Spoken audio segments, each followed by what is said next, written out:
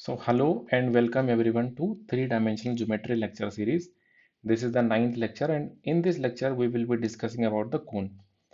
जब पहली बार हमने ज्योमेट्री में थ्री डायमेंशनल ऑब्जेक्ट्स देखे थे, तो वहाँ पे हम क्या करते थे, जैसे स्फीयर्स, सिलेंडर, कोन, ये सब हम ऑलरेडी इनके वॉल्यूम, सरफेस एरियाज हम ये सब ऑलरेडी कैलकुलेट कर चुके हैं।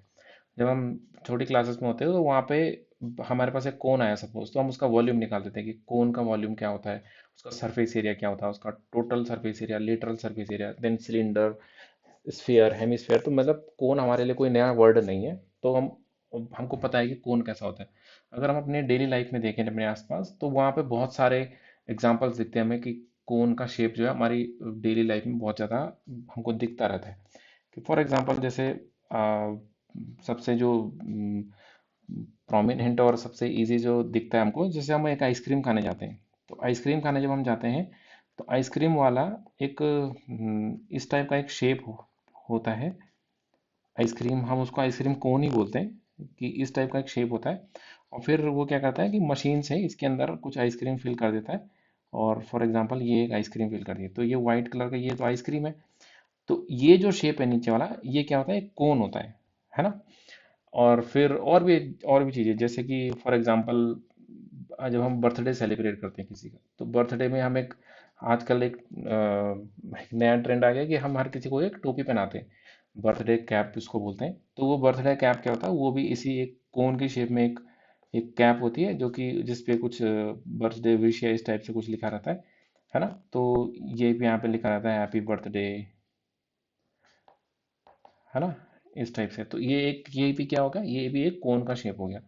और जैसे कि कई लोग कैंपिंग में जाते हैं, कहीं मान लेते हैं कहीं कहीं एक रिमोट लोकेशन में कोई कैंपिंग में ट्रैकिंग पे चला गया, वहाँ पे अपने साथ एक टेंट लेके जाते हैं। तो टेंट के हालांकि और भी टाइप के शेप हो सकते हैं, बट एक कोनिकल टाइप का शेप भी हो सकता है एक टेंट का, कि इस टाइप से एक टेंट है हमारे पास, है ना।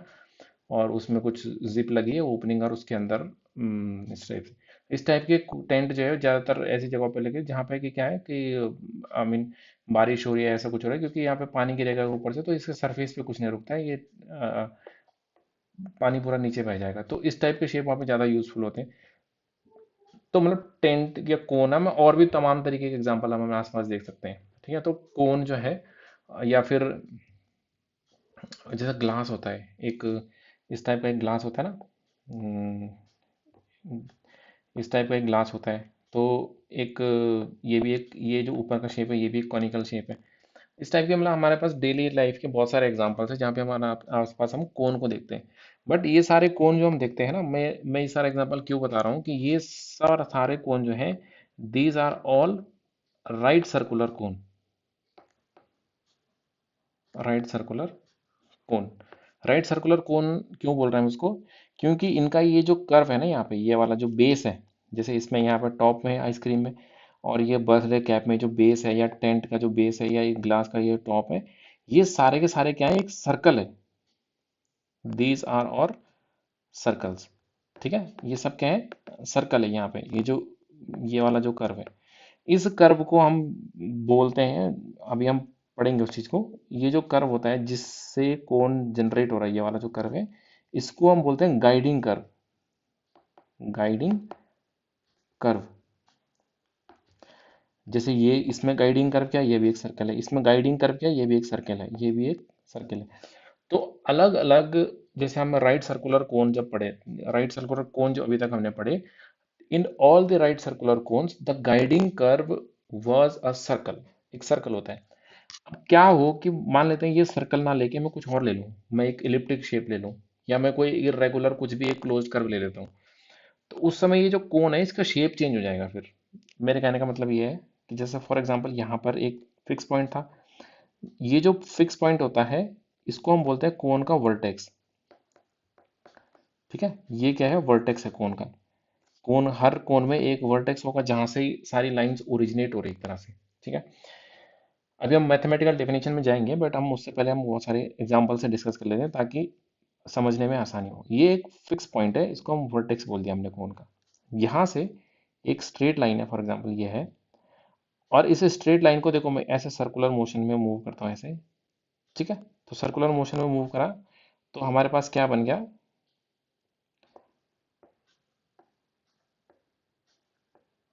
इस टाइप से मान लेते हैं हमारे पास एक शेप आ गया।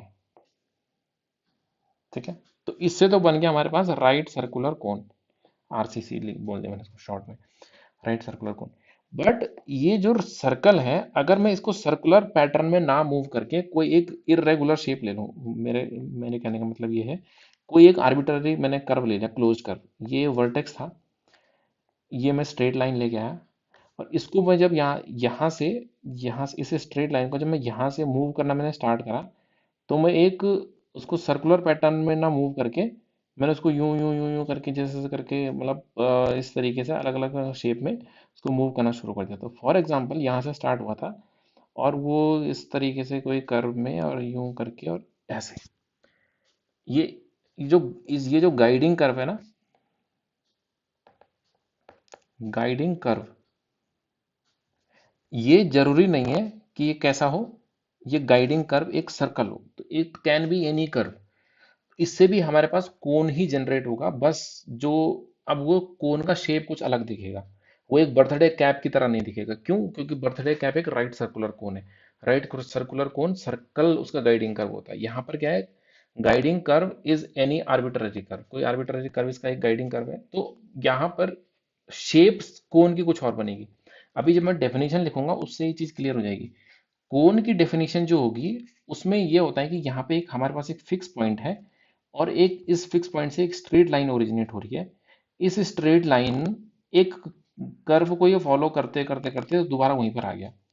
और ये जो गाइडिंग कर्व है, ये it can be anything, circle हो सकता है, इलिप्टिक हो सकता है, कुछ भी कर्व हम ले सकते हैं इन जनरल। तो जनरलाइज करते हुए, ये जो ये जो सरफेस बना है, ये कहीं पर क्या होगा, अंदर की तरफ श्रिंक होगा, या फिर कहीं पर क्या होगा, बाहर की तरफ ऐसे बल्जिंग आउट होगा, अलग अलग शेप्स बन सकते हैं इस कोन के। तो in general cone can have any guiding curve, means general guiding curve. But right circular कोन जो हम अपनी डेली लाइफ में देखते हैं, वहां पे गाइडिंग कर्व हमेशा क्या होगा, वहां पे गाइडिंग कर्व होगा एक सर्कल। ठीक है, तो अब मैं पहले डेफिनेशन लिखता हूँ कि कोन होता क्या है। ठीक है, तो कोन की जो मैथमेटिकल डेफिनेशन है उस चीज को हम लिखते हैं, देन उसके बाद हम आगे इसको डिस्कस करेंगे। तो कोन क्या होगा,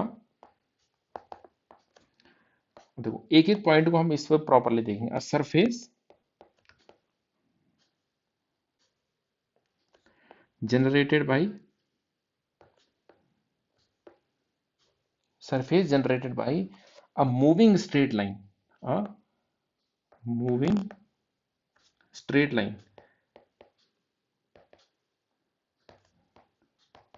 straight line which passes through a fixed point, which passes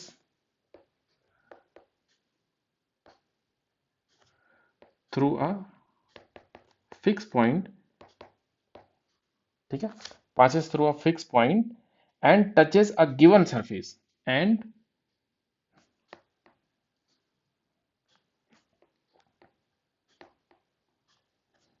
given surface, और गिवन सरफेस नहीं, हम इसको हम कर सकते हैं, इसको टचेस वाला नहीं लिखते, हम लिखते हैं it intersect a given curve and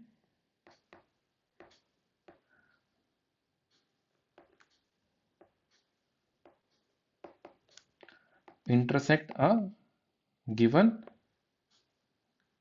curve. ठीक है, बस इतना ही है, intersect a given curve, it called cone. Given curve, हम जो ये गिवन कर्व है इसको हम बोलते हैं गाइडिंग कर्व, गाइडिंग कर्व। और passes through a fix point, ये जो फिक्स पॉइंट है इसको हम बोलेंगे वर्टेक्स, वर्टेक्स ऑफ कोन। ये कोन का वर्टेक्स है, ये गाइडिंग कर्व है। तो जो दैट, और ये स्ट्रेट लाइन जो है इसको जनरेटर बोलेंगे हम। कहाँ लिखा है स्ट्रेट लाइन, स्ट्रेट लाइन जो है, this line is called generator. तो दैट मीन्स क्या हो गया, कोन के डेफिनेशन में हमारे पास क्या हो गया कि एक तो हमारे पास है फिक्स पॉइंट, तो फिक्स पॉइंट को मैंने ले लिया फॉर एग्जांपल ये है वर्टेक्स, ये वर्टेक्स है। एक मैंने ले लिया स्ट्रेट लाइन जो कि जनरेटर है, दिस इज जनरेटर, कि कोन का जनरेटर क्या होगा, एक स्ट्रेट लाइन होगी। और ये एक गिवन कर्व है, जो गिवन कर्व है मतलब गाइडिंग कर्व है, उसको फॉलो कर रहा है। फॉर एग्जांपल इस तरीके से एक गिवन कर्व आया हमारे पास इसने, तो ये स्ट्रेट लाइन, ये थ्री डी में इमेजिन करो इस चीज को, कि यहाँ से ये जैसे जैसे ये कर्व है, वैसे वैसे ये स्ट्रेट लाइन उसी कर्व के ऊपर मूव करती जा रही है, करती जा रही है, और दोबारा वहीं उसी पॉइंट पे आ गई। मतलब ये पॉइंट, ये लाइन जो है, ये यहाँ से चलना शुरू हुआ है, ऐसे ऐसे करके इसके ऊपर चलते गए लाइन, एंड ये वापस यहीं पे आ गई। तो ये जो इस तरीके से ये लाइन घूमेगी, इस पे चलेगी चलेगी चलेगी, और घूम के दोबारा पीछे से चलते चलते चलते तो वापस यहीं पे आ गई। तो ये क्या बन जाएगा, ये एक 3D कोनिकल शेप बन जाएगा, and that is called a कोन।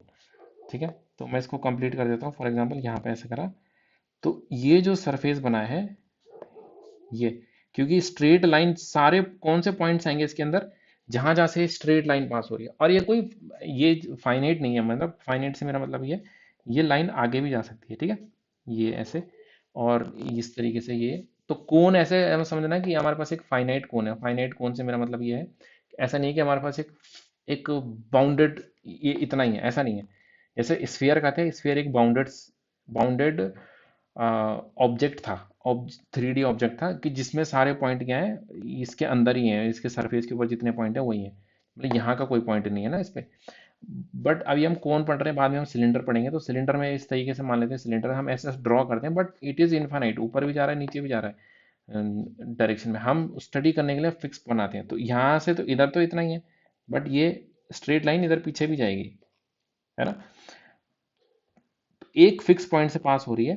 तो ये जो स्ट्रेट लाइन है, गाइडिंग कर्व है, दैट मीन्स ये इधर को जा रही है लाइन, इधर पीछे भी जा रही है, स्ट्रेट लाइन है, स्ट्रेट लाइन तो इनफाइनाइट होगी, उसी तरीके से इधर भी जा रही है।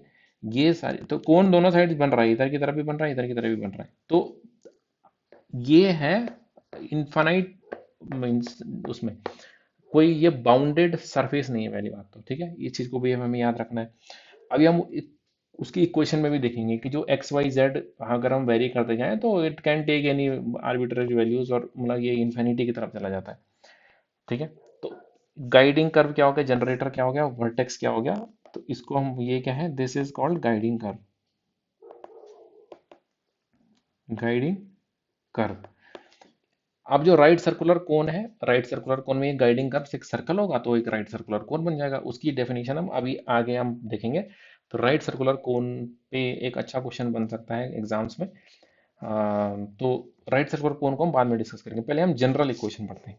तो equation of a cone with its vertex at origin. For example हमारे पास हम सबसे पहले ये वर्टेक्स जो है, ये मान लेते हैं ओरिजिन होता, तो हम सबसे पहले जब पॉइंट पढ़ते हैं, equation of a cone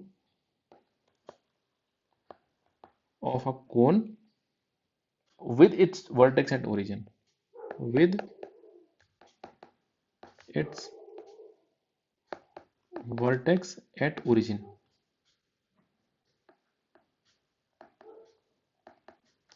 origin पे इसका वर्टेक्स मान लेते हैं। ठीक है, तो ऐसे पहले तो देखो, जनरल इक्वेशन जो होती है टू थ्री डायमेंशनल स्पेस में टू वेरिएबल की जो जनरल इक्वेशन है, तो वो इन एक्स वाई जेड, तो वो इस तरीके की इक्वेशन होती है, ए x square plus B Y square plus सी जेड स्क्वायर।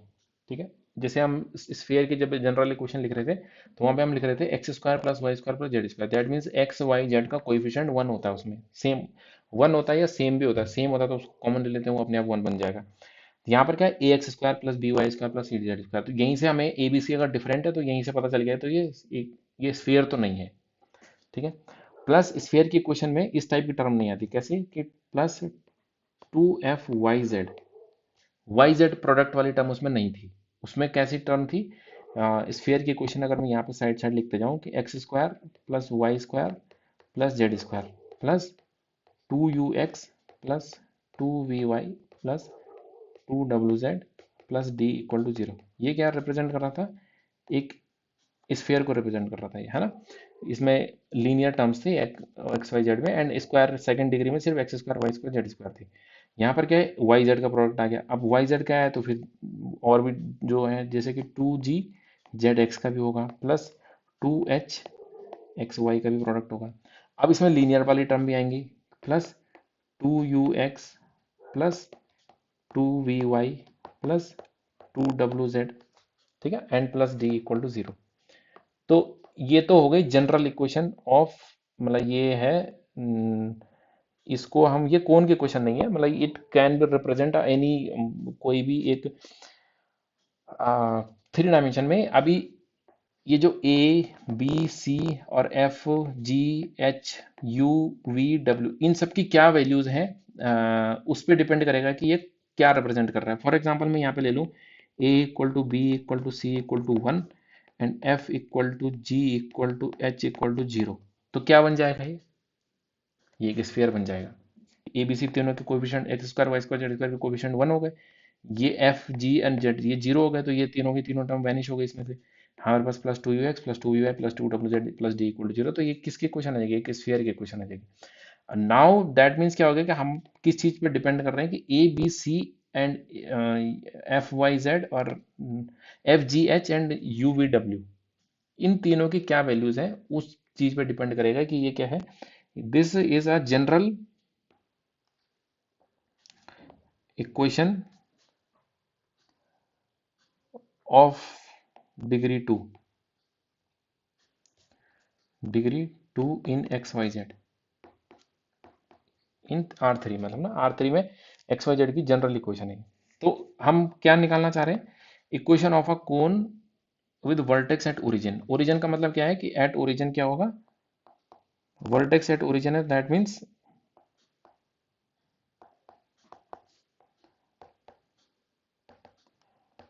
कि vertex at origin, that means zero zero zero, इस इक्वेशन को सेटिस्फाई करेगा। तो एक्स वाई जेड के बदले जब हमें जीरो जीरो जीरो पुट कर देंगे, सारी वैल्यू जीरो हो जाएंगे, डी को छोड़, इस कोएफिशिएंट को छोड़ के सब कुछ जीरो हो जाएगा। तो इंप्लाइज क्या हो जाएगा कि डी इक्वल टू जीरो आ जाएगा इसमें से, है ना। जब जीरो जीरो इसको सेटिस्फाई करेगा तो डी इक्वल टू जीरो आ गया। तो डी इक्वल टू जीरो आ गया, जिसमें ठीक है। एक तो ये ऑब्जर्वेशन, और दूसरा एक ऑब्जर्वेशन क्या है कि ये जो गाइडिंग कर्व है, गाइडिंग कर्व तो इस तरीके से कुछ भी हो सकता है, बट अगर ये ओरिजिन है, ये जीरो जीरो जीरो है, तो ये वाली जो लाइन है, इस लाइन की क्या इक्वेशन होगी, क्योंकि ये जीरो जीरो जीरो से पास हो रही है, तो इसका हम इस तरीके से ले सकते हैं कि x minus zero upon l equal to y minus zero upon m, मतलब जनरेटर जो है z minus zero upon n. तो ये क्या है, ये this is the equation of generator, क्या है, इक्वेशन ऑफ जनरेटर, जनरेटर की इक्वेशन है, जनरेटर की इक्वेशन है। तो ये जनरेटर की इक्वेशन है, तो देन उस कंडीशन को अगर हम यहाँ पे रखेंगे ना, तो उससे एक चीज और निकल जाती है यहाँ से, कि इसमें से F g and H in तीनों की वैल्यूज भी जीरो हो जाती हैं, ठीक है। और वो कैसे आएगा कि इसके ऊपर है कि हम जनरल पॉइंट लेंगे, जनरल पॉइंट लेंगे, इसको आर के को ले लेता हूँ मैं, तो L R M R N R आ जाएगा, इसके ऊपर एक जनरल पॉइंट यहाँ पे कोई एक पॉइंट, तो मतलब l R M r and n r, ऐसा एक पॉइंट आ गया हमारे पास, एक जनरल पॉइंट आ गया, ठीक है। तो इसको थोड़ा सा सिंप्लीफाई करेंगे तो हमारे पास जो लास्ट में जो इक्वेशन बनती है, इससे अगर हम सिंप्लीफाई करेंगे, इस कंडीशन को यूज करेंगे, तो इसमें u v एंड w इन तीनों की वैल्यूज भी जीरो आ जाती हैं। थोड़ा सा इसका लंबा डेरिवेशन है, बट जो पॉइंट है मैं वो बताना चाह रहा हूँ कि इसमें सिर्फ इतनी ही टर्म्स बच जाएंगे, सिर्फ ये। तो ये क्या रिप्रेजेंट कर रहा है, तो हमारे पास बच जाएगी जो लास्ट में इक्वेशन, वो आ जाएगी A x square plus B Y square plus C Z square plus two F Y Z plus two G Z x plus two H x Y is equal to zero. तो ये जो ये हमारे पास जो equation आई है, this is the equation of a cone with vertex at origin. ये क्या है, equation of a cone with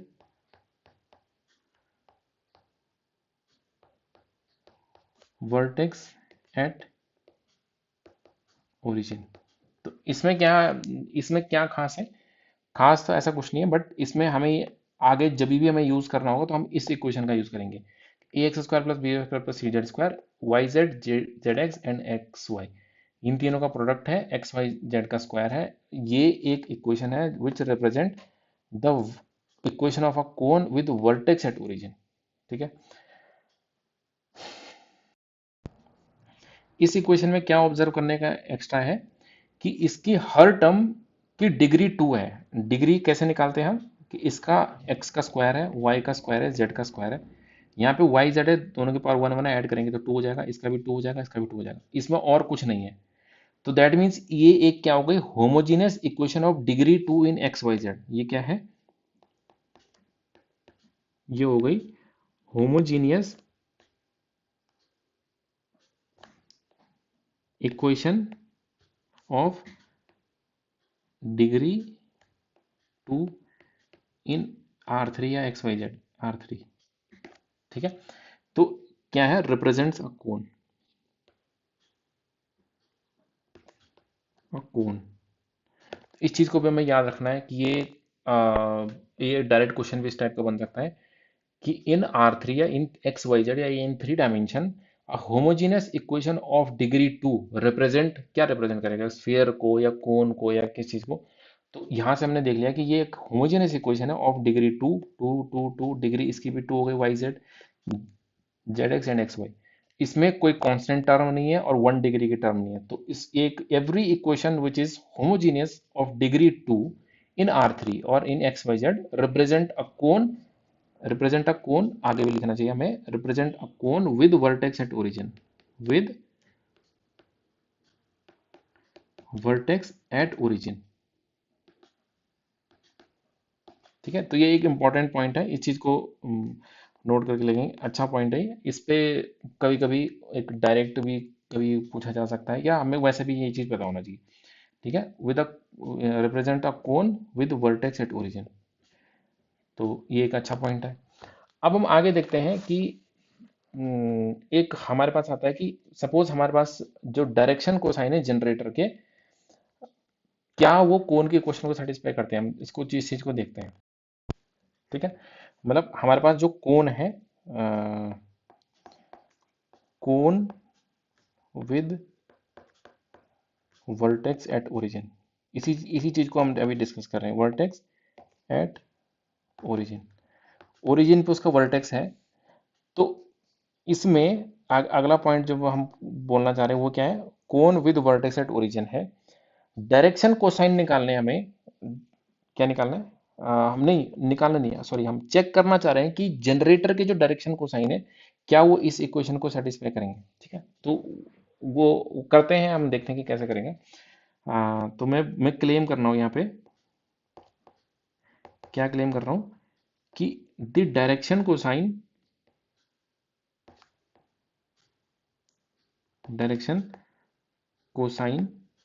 of the generator satisfies the equation of the satisfies the equation of the cone।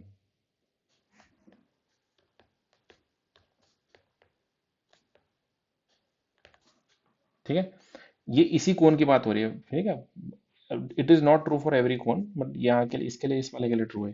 That means अगर इसका vertex origin पे है, vertex at origin, ठीक है, तो दैट मीन्स ये है ऐसा वर्टेक्स, इस तरीके से कुछ कोन बनेगा। इस फॉर एग्जांपल मैंने इस तरीके से बना दिया, और ये पॉइंट है 0 0 0। ये है हमारा जनरेटर। कौन है जनरेटर? ये वाली लाइन। तो इस लाइन की क्या इक्वेशन हो जाएगी जो ओरिजिन से पास होती है? तो जनरेटर की जो इक्वेशन है, इक्वेशन ऑफ जनरेटर, ये इस टाइप से हो जाएगा। देखो, x upon l, y upon m, मतलब x minus zero upon l, है ना, जीरो जीरो जीरो, क्योंकि उस लाइन के ऊपर पॉइंट है ना, तो जेड अपॉन एन। ठीक है। तो इसको मैं फॉर एग्जांपल हम कुछ इक्वल टू कुछ और ले लेते हैं। इक्वल टू मैंने इसको आर ले लिया। तो इस पॉइंट पे एक जनरल इस पे एक जनरल पॉइंट मुझे मिल गया P, जिस P पॉइंट के कोऑर्डिनेट क्या होंगे, LR, MR एंड NR। ये पॉइंट कौन सा है, P पॉइंट है, जो कोन के सरफेस पे एक जनरल पॉइंट मिल गया मुझे। वो मतलब लाइन के ऊपर है, जनरेटर के ऊपर है, तो कोन के सरफेस पे आ गया वो। कोन के सरफेस पे, तो it satisfies the equation of the कोन। तो इस equation of the cone means ये वो इस वाले इक्वेशन को सेटिस्फाई करेगा, जो x के बदले y के बदले z के बदले जहाँ जहाँ पे एक्स वाई जेड है वहाँ पे हम ये l R M R N r रखेंगे अगर, तो इस चीज़ को देखेंगे अगर हम, तो हमारे पास जो इक्वेशन है वो ये है कि ए एक्स स्क्वायर, तो मतलब ये क्या है कि P satisfies the equation of the plane, P lies on the generator, generator पे लाई करता है, इसका मतलब कहाँ पे है वो, P lies on the surface of the cone, कोन के सरफेस पे लाई कर रहा है। तो मतलब इट इम्प्लाइज क्या हो जाएगा, it satisfy P P satisfies the equation of the cone, कोन की इक्वेशन सेटिस्फाई करेगा। दैट मीन्स जो हमारे पास कोन की इक्वेशन थी वो क्या थी, कोन की इक्वेशन थी a x square plus B Y square plus C Z square plus 2f y Z plus 2g z x plus 2h x y equal to 0। तो अगर हम यहाँ पे एक्स वाई जेड तीनों की वैल्यू रख रखेंगे, एल आर यहाँ पर हमने, तो l square plus r, l square r square, m square r square, n square r square, यहाँ पे क्या आ जाएगा एल, मतलब यहाँ पे क्या आ जाएगा m r into n r, तो आर आर तो आर स्क्वायर बन जाएगा।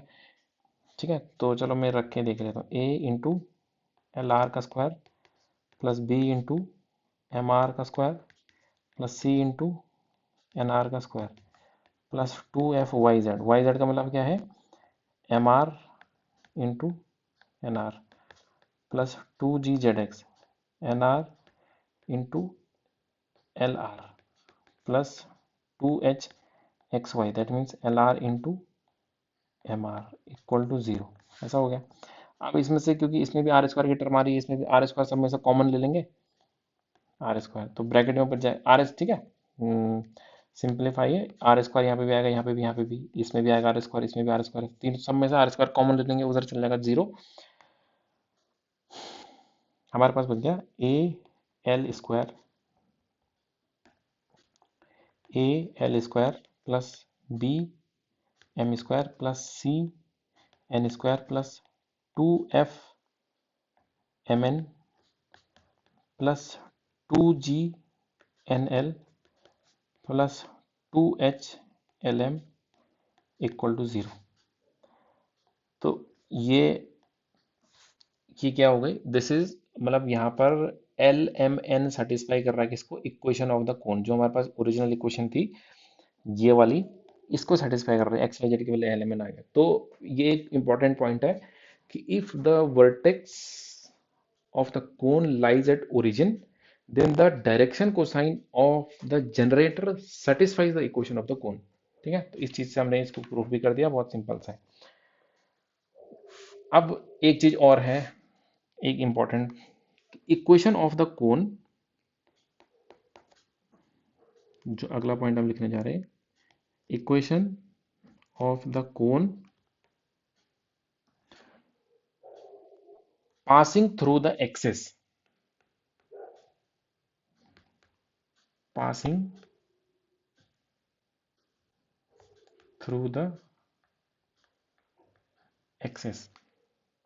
अब इस चीज में हम क्या कहना चाह रहे हैं, देखो, अब यहाँ पे इस स्टेटमेंट का क्या मीनिंग है, equation of the cone passing through the axis, इसका क्या मतलब है कि अभी वर्टेक्स तो है वो ऑलरेडी, वर्टेक्स पे तो कोन है, दैट मीन्स अगर इसको इस तरीके से हम बनाते हैं, पहले एक्सिस का मतलब होता है एक्स वाई जेड एक्सिस, ठीक है।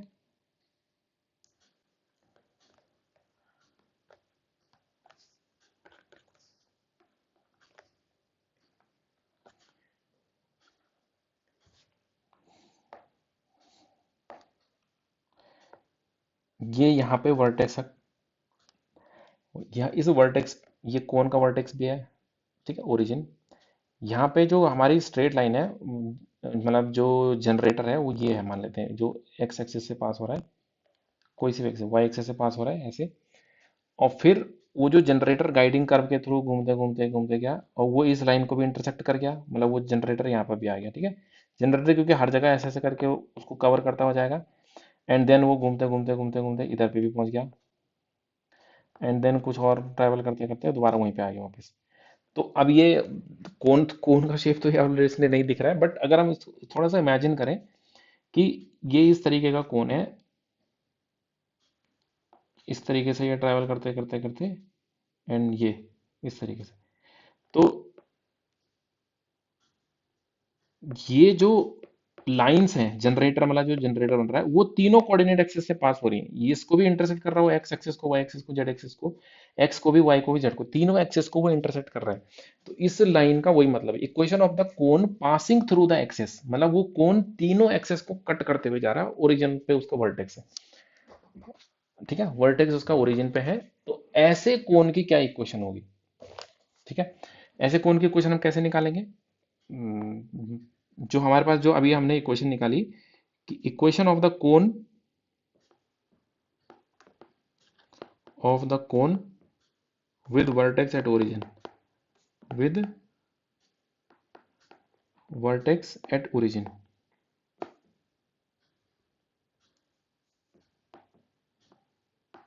क्या होती, अभी हमने निकाली थी, जिसका ओरिजिन पे वर्टेक्स होता है उसकी इक्वेशन क्या होती है? ए एक्स स्क्वायर।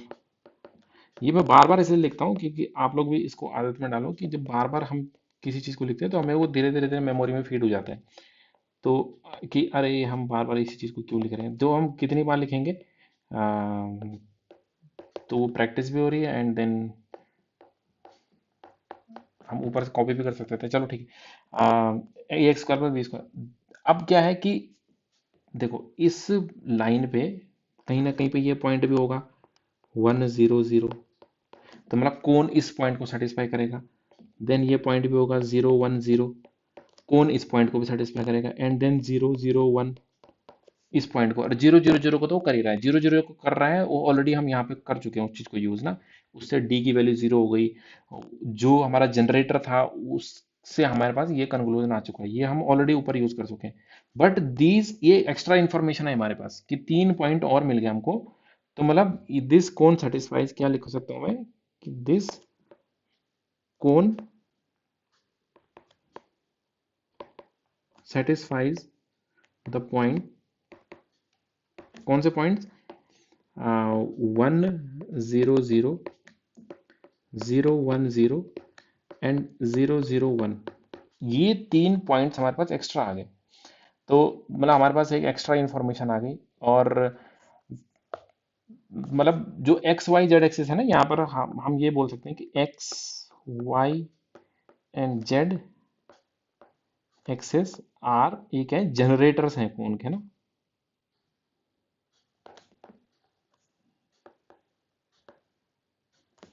ठीक है। पासिंग थ्रू का मतलब हो कि वो जनरेटर है। तो जनरेटर है, अगर ये तीनों पॉइंट हम यहाँ पर रख के देखेंगे, पहले हम 1 0 0 एक्स वाई जेड को, मतलब देखो एक्स के बदले 1 रखते हैं, वाई एंड जेड के बदले 0। तो वाई जेड के बदले 0 रखेंगे तो यहीं पे हम देखते हैं, देखो वाई के बदले 0 रखेंगे, जेड के बदले 0 रखेंगे, 0 हो जाएगा, ये भी 0 हो जाएगा, ये भी 0 हो जाएगा, ये भी 0 हो जाएगा, सारी टर्म 0 हो गई सिर्फ पहले वाले को छोड़ के।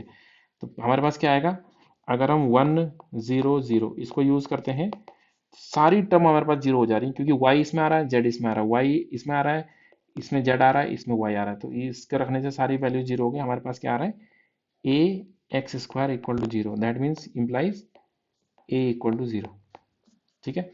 देन हमारे पास अगर मैं 0 1 0 रखता हूँ, तो 0 1 0 रखने से क्या हो जाएगा, हमारे पास बचेगा बी वाई स्क्वायर, बाकी की टर्म 0 हो जाएंगे, B Y square equal to 0, that means B equal to 0।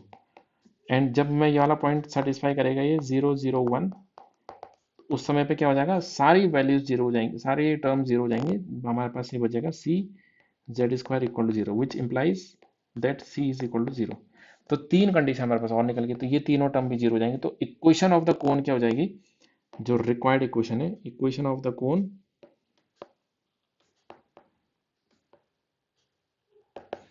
क्या हो जाएगी, सिर्फ हमारे पास इक्वेशन ऑफ द कौन जो बचेगी वो बचेगा, मतलब ये बचेगा सिर्फ इतनी तीन टर्म। तो इन तीन में से हम टू को भी कॉमन ले लेते हैं, तो हमारे पास बचेगा f Y Z plus g Z x plus h x y equal to 0।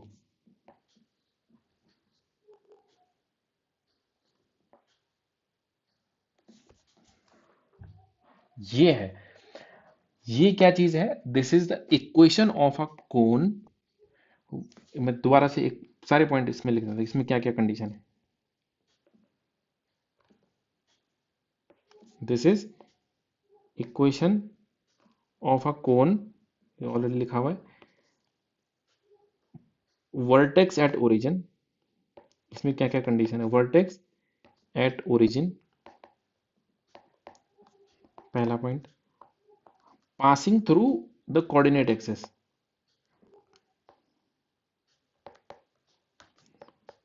Passing through the coordinate axes, coordinate axes, axes that means that is, मतलब क्या मतलब है इसका, कि पासिंग थ्रू कोऑर्डिनेट एक्सेस का मतलब है x Y and Z axes, x Y and Z axes, इन तीनों एक्सेस से पास हो रहा है। ठीक है, दैट इज, हम इसको एक चीज और भी बोल सकते हैं कि x Y and Z axes are, X Y and Z axes are the generators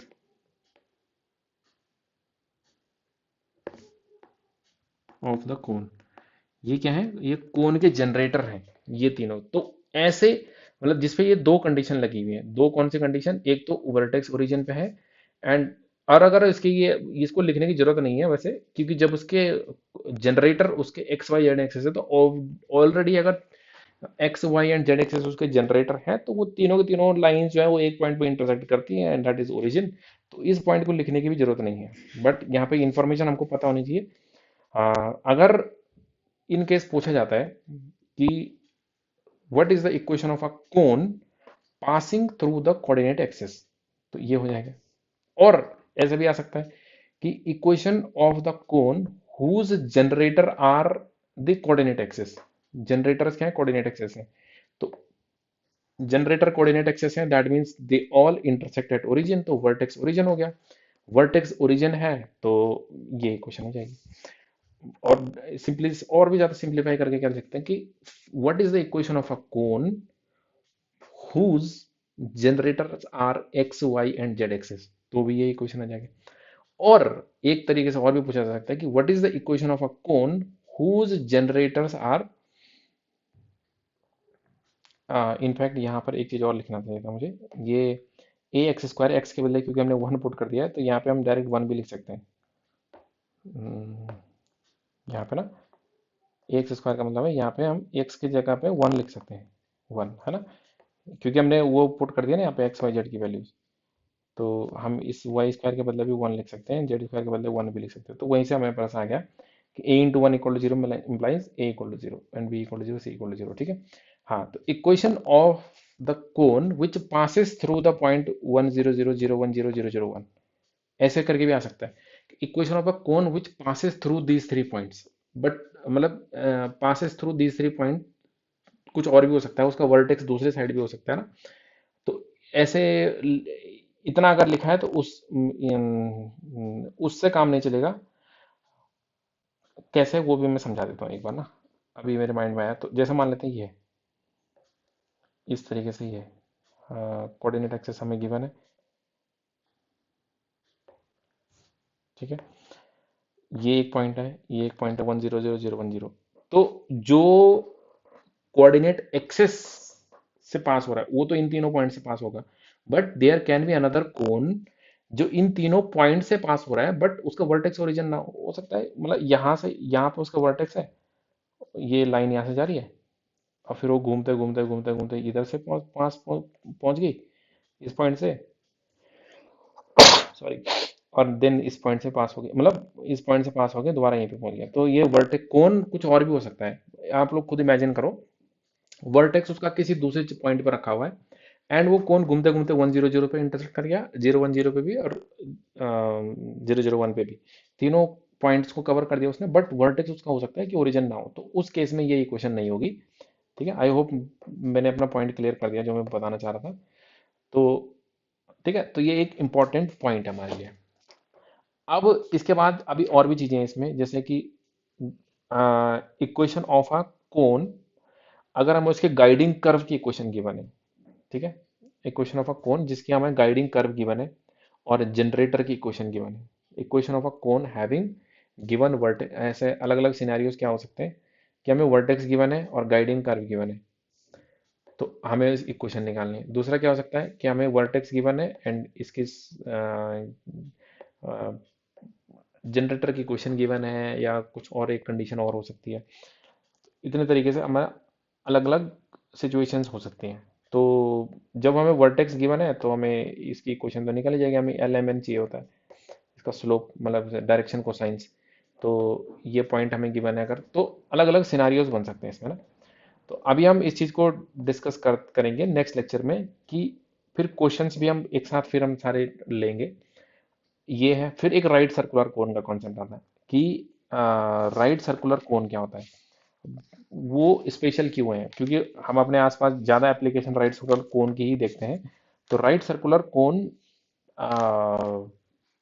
ज़्यादा यूजफुल है, उस पर क्वेश्चंस भी बन सकते हैं। फिर एक होता है कि टेंजेंट प्लेन क्या होता है, कि जैसे एक कोन है फॉर एग्जांपल, उस पर टेंजेंट प्लेन क्या होगा, उस पर एक रेसिप्रोकल कोन भी बनता है उससे, टेंजेंट प्लेन से। टेंजेंट प्लेन पे नॉर्मल ले लो, नॉर्मल का लोकस अगर हम ले लें तो एक और कोन बन जाता है। वो कैसे बनेगा वो हम देखेंगे अभी। और राइट सर्कुलर कोन है, और काफ़ी सारी चीज़ें हैं। तो फिर एक टॉपिक और बचा है सिलेंडर, उसको भी हम डिस्कस करेंगे। तो लेक्चर ज़्यादा लंबा ना हो जाए इसलिए इसमें इतना ही रखते हैं। देन नेक्स्ट लेक्चर में मैं डिस्कस करूंगा कि अगर हमें we have to find equation of a cone whose guiding curve is given and vertex is given, then आगे देखेंगे कि क्या होता है हो सकता है। Thank you.